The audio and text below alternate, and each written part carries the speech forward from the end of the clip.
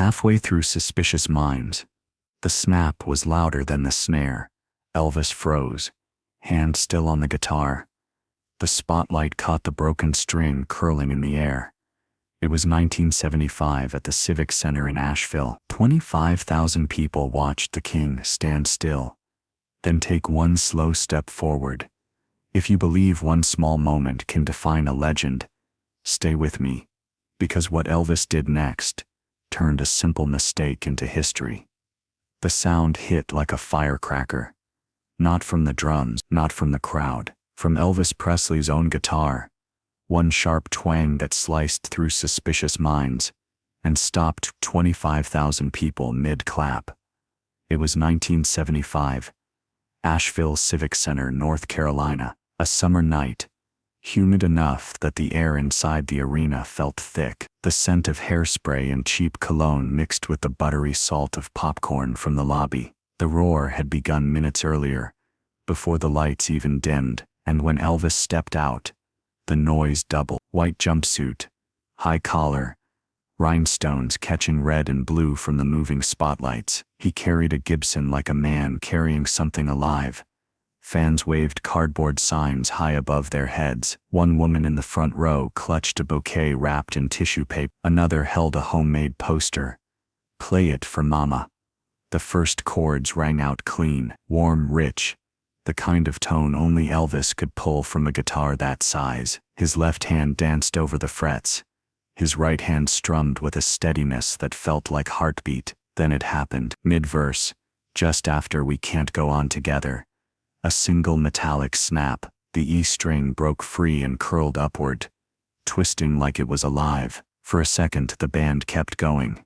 Gary Sheff's bass rumbling, Ronnie Tutt's snare snapping, but Elvis's right hand froze in mid-strum. He stared down at the instrument, jaw tightening. The spotlight above caught dust in the air, hanging between him and the audience. Then he looked up, directly into the crowd, scanning faces as if to say, "Well, now what do we do?" The music faltered for half a beat, the kind of pause you could fall into. The backup singers glanced at one another. Rows of fans leaned forward. People in the cheap seats stopped chewing, stopped whispering. Cameras clicked. A ripple of chatter moved through the crowd, but not loud enough to break the tension. Elvis adjusted the guitar strap on his shoulder, letting the instrument hang. His free hand hovered near the mic stand, but he didn't speak. Would he walk off stage to fix it, call for a replacement, or, as some would later tell it, make one of the most unexpected moves of his career? He took one slow, deliberate step forward.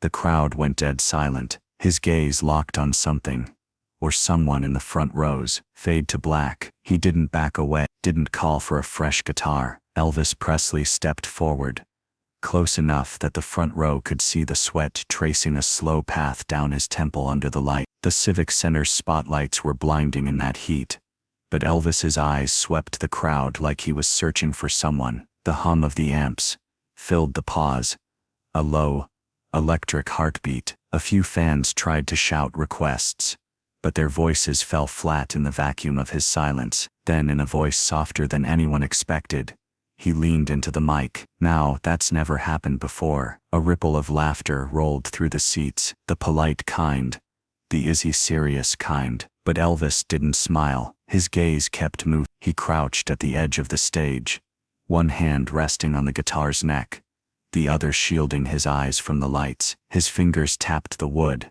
once, twice. He was scanning faces like a man trying to pick one grain of rice from a whole bag. Near the center of the front row, a boy sat forward, elbows on his knees. His cap, sun-faded and frayed at the edges, was pulled low. In his lap rested a small acoustic guitar, the kind you'd buy from a pawn shop. His father's hand gripped his shoulder, steadying him. Elvis's chin lifted slightly. He pointed, his ring catching the light. "You," he paused, letting the word hang. "Bring that here." The boy's eyes went wide. His lips moved, but no sound came out. His father gave him a nudge toward the stage. Security moved quickly, parting the fans in the aisle. As the boy made his way forward, you could feel the arena leaning in. 25,000 people holding their breath at once. The scuff of his sneakers on the concrete floor, the squeak of the guitar case hinge as he opened it for Elvis. The boy lifted the guitar into the spotlight, and the truth became clear. It was missing not one but two strings, the high B and the low E, both gone. For a fraction of a second, Elvis looked at the guitar, then back at the boy. A slow grin broke across his face, the first since the string had snapped. He took the guitar, turned back toward the microphone, and said something that made the backup singers exchange glances. But whatever he was planning, it wasn't leaving the stage. With the boy still standing beside him, Elvis adjusted the strap to fit, cradled the battered instrument, and strummed a single chord. The sound was rough, incomplete, but somehow still carried. "Let's see what we can do," he said. The crowd roared, not knowing they were about to see a duet nobody had planned. Fade to black. Elvis didn't hesitate. He shifted the strap over his shoulder, the boy's small guitar hanging awkwardly against his chest. Two strings gone, tuning a little off, but his hands moved like they'd known it forever. He bent slightly toward the boy. "You know the chords."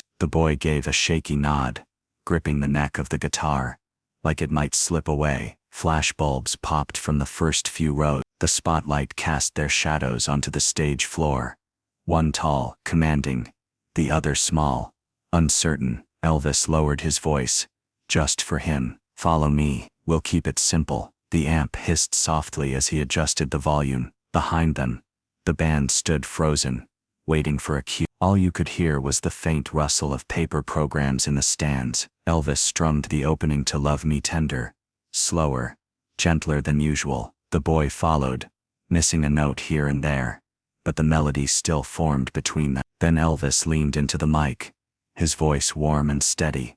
"Love me tender, love me sweet." By the second line, the crowd had joined in. Thousands of voices wrapped around the words, filling the gaps the missing strings left behind. Flashbulbs flared brighter. Somewhere in the balcony, a woman dabbed her eyes with a tissue. The boy's father stood frozen in the aisle, hand over his mouth. Mid-verse, the boy's fingers slipped. Elvis covered the mistake instantly, sliding into the next chord without breaking rhythm. He winked at him, a quick grin that said, "You're doing just fine." Elvis kneeled so the boy could strum closer to the mic. They shared the last line together, their voices barely touching, but the crowd carrying them. As the final chord faded, Elvis stood, draped a blue scarf around the boy's neck, and pulled him in for a quick side hug. Before letting go, Elvis leaned in and whispered something. The boy's eyes widened, his jaw dropped slightly. Whatever he heard,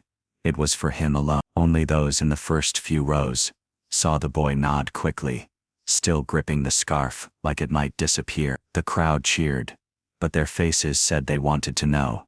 What did Elvis tell him? Elvis guided the boy toward the stage step, but instead of handing the guitar back, he kept it slung over his own shoulder. "Stay right there," he told him with a small smile. The band began to ready themselves, but no one, not the crowd, not the boy, maybe not even the band, knew that Elvis wasn't done with that guitar yet. Fade to black. Some in the first rows swear they saw the boy's knees shake. Others remember only Elvis's words, quiet, almost lost under the crowd's applause. "This stage is yours anytime you want." It was the kind of line you'd expect from a friend, not the most famous entertainer on earth. The boy's father stood frozen in the aisle, eyes shining. The scarf hung crooked around the boy's neck, one end caught on the edge of his shirt collar. Elvis didn't hand back the pawnshop guitar. Instead, he gave the strap a quick adjustment and stepped back to center stage. "You folks don't mind if we keep going with this one, do you?" The roar in response left no doubt.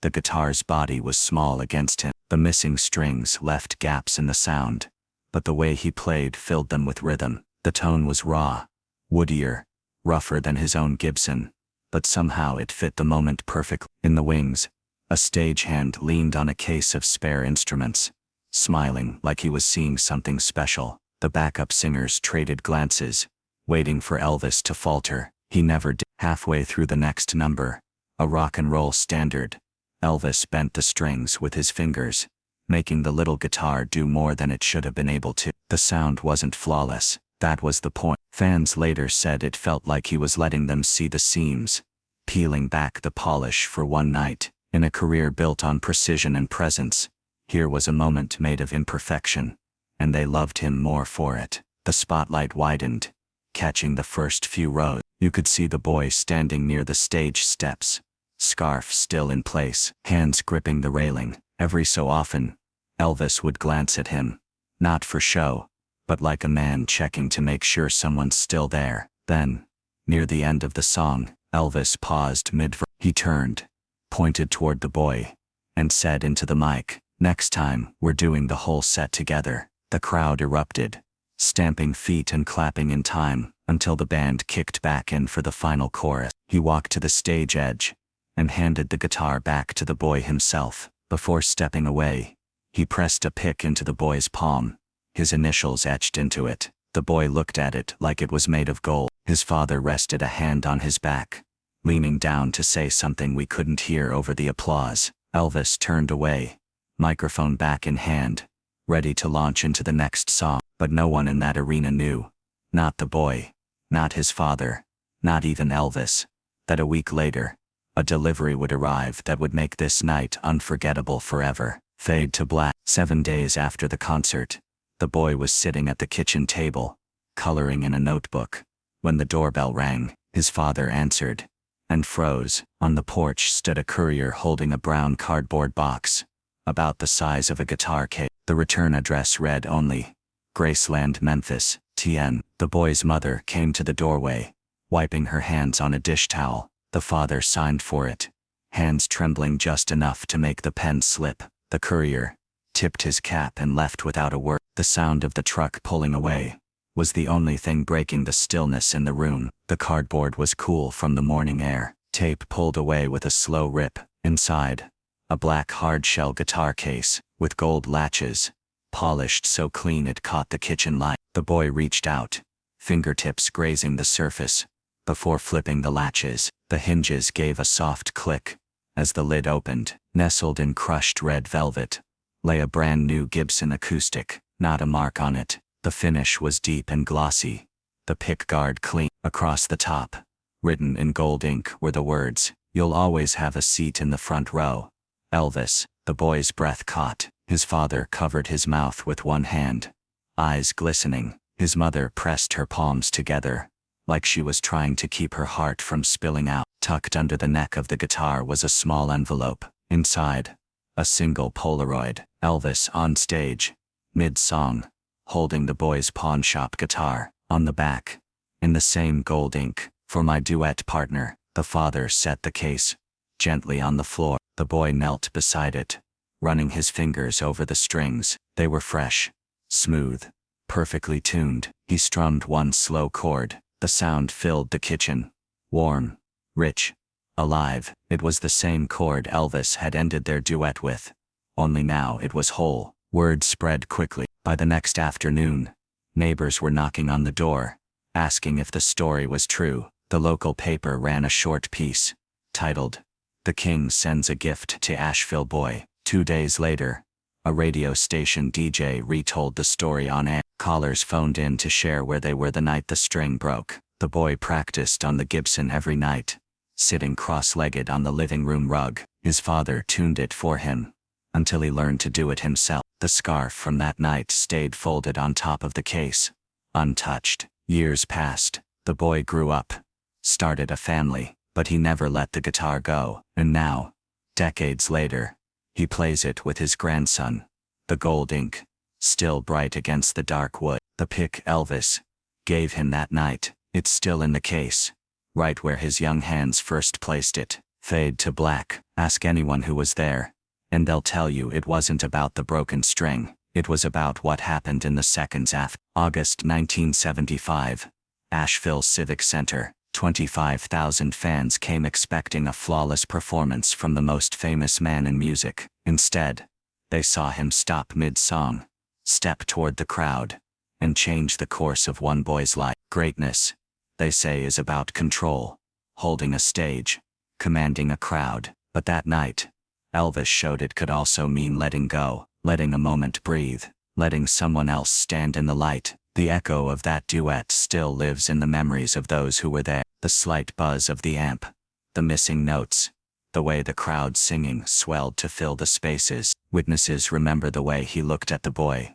not as a stranger, but as if they'd been bandmates for years, and how, for just one verse, the arena felt less like a concert and more like a living room sing-along. In the years after, stories about that night took on a life of their own. Some say Elvis planned to give away a guitar that others believe it was pure improvisation, the kind of decision you can't script. What's certain is that the Gibson he sent is still here. The boy, now a grandfather, keeps it in the same case it arrived in, the blue scarf, still folded on top, the pick with Elvis's initial, right where he left it. Time has a way of making memories fade, but this one hasn't. Maybe because it wasn't about fame or music, or even generosity. It was about recognition.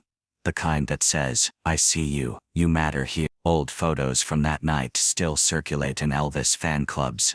The white jumpsuit catching the light, the boy's baseball cap turned slightly sideways, the moment their voices met over the mic. And every time someone new hears the story, they ask the same thing. Why stop a show that big for one kid in the crowd? The answer might be simpler than we think.